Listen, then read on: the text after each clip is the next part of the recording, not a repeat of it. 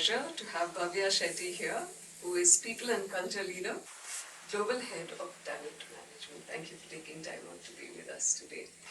Bhavya brings with her a rich, over 2 decades worth of experience in shaping GCC talent, employee experience and leadership development. Her work reflects the evolution of GCCs in Karnataka from cost centers to innovation engines.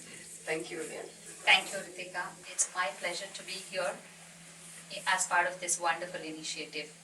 Okay, so let's begin with the whole GCC evolution. Like you said, you've had a lot of time here in this whole industry. GCCs in India are moving from cost centers to innovation hubs, clearly. How is this shift really influencing what kind of talent you're building? You rightly said, GCCs have been evolving big time, significantly over the last decade at least.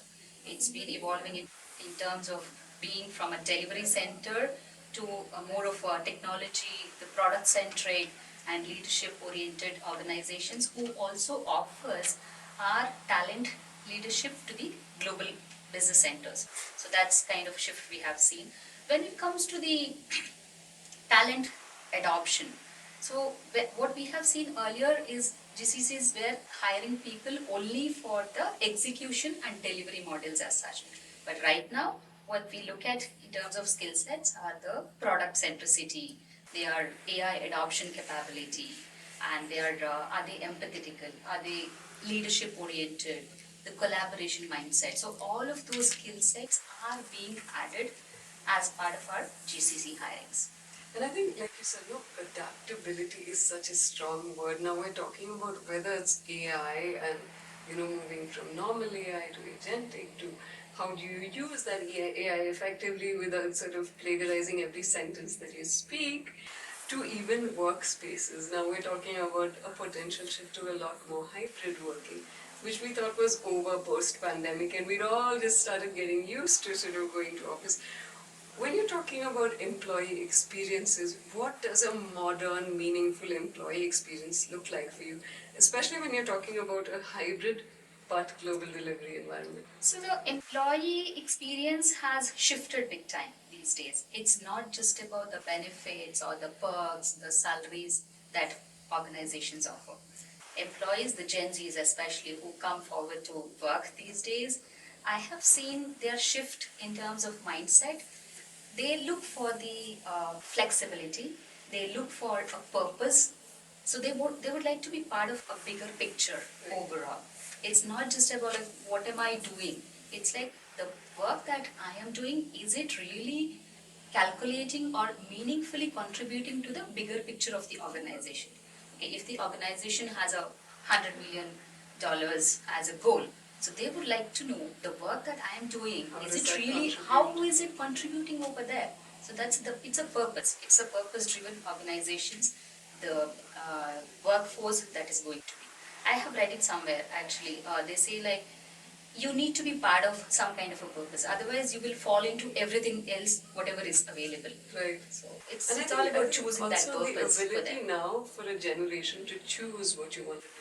I think earlier we didn't really much have a choice. You sort of applied for the first job you got it here. Yes. It didn't really matter what your job was. But today I feel like people are more involved with what they're doing. They want to be able to see the difference they're making. And I think in future as well, skills and capability is changing. I think the whole surface of how people look at what skills are required is changing. So what emerging skills do you believe will define the next generation of GCC talent? AI adaptation, as I mentioned earlier, that's the priority. That's definitely a priority for anyone, whoever comes into the corporate world or for any workforce for that matter.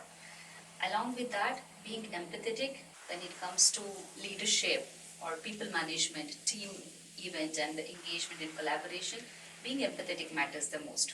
Your empathetic leadership and collaboration skill sets, along with your AI adaptation skill sets, places you a much better in a higher position as such, that I feel. Along with that, it's also about like people need to understand how they can collaborate between the geographical distances as well. All of us are working remotely. Yes. It's about like, it's not that in person you go right next to the desk and you ask people what you're doing, how can I help? No, it's not like that. It's about like, okay, over the phone, over Teams call or Zoom calls, you need to show that empathy and then you need to be able to collaborate over a remote environment. That also plays even bigger role. And yeah, I think other than that, the product centricity, maybe people need to have cybersecurity awareness, the risk and I being in the risk and compliance industry, I do believe that people need to have a little bit of understanding about the risk compliance, how governance works. All of those things definitely plays a bigger And I think roles also are evolving with time, right? And a lot like how, you know, women can juggle so much. Women in leadership as well, whether structural or cultural shifts, are actually changing.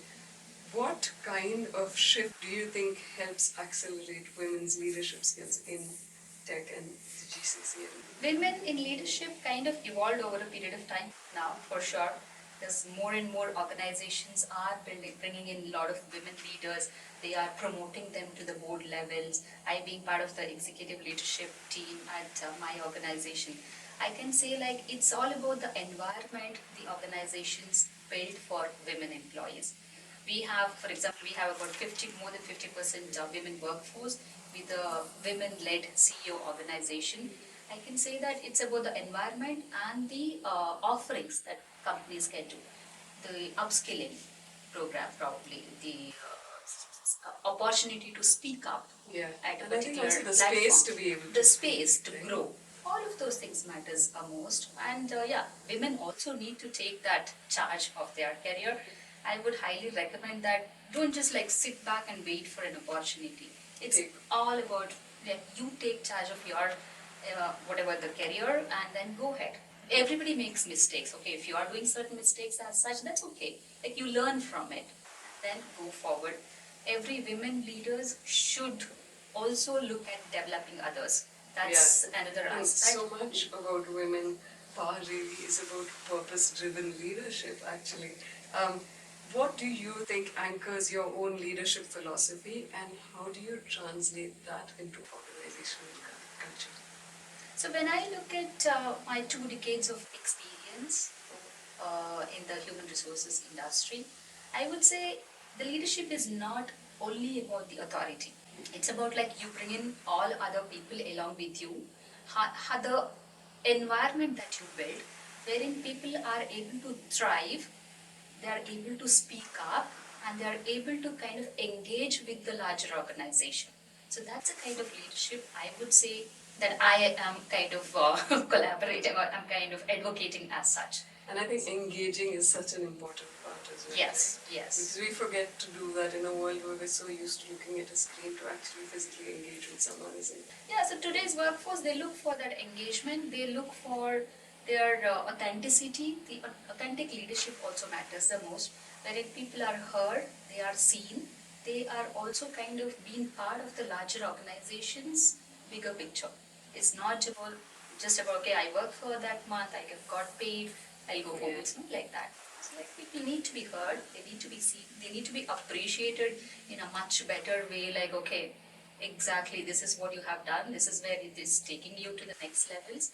So all of those things really matter the most. Perfect. Thank you so much for your time. It's been lovely talking to you. Thank you, Ritika. Thank you.